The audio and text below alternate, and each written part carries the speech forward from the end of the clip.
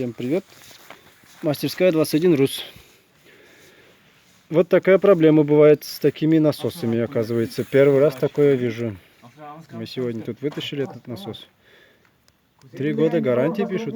Gilix. Насос погружной. Вот такой насос. И у него проблема какая?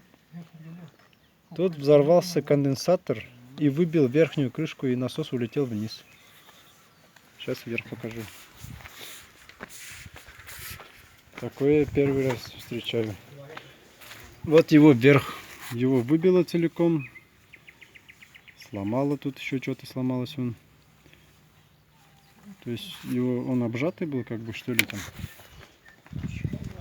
И вот из-за того, что конденсатор взорвался, гидроударом выбило насос вверх, верхнюю часть этого насоса.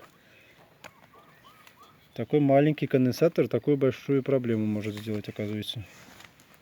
Вот так. Имейте в виду, я бы такой насос точно после этого не поставил бы уже в скважину. Вот так. Всем удачи, до свидания. Не попадайтесь на такой товар.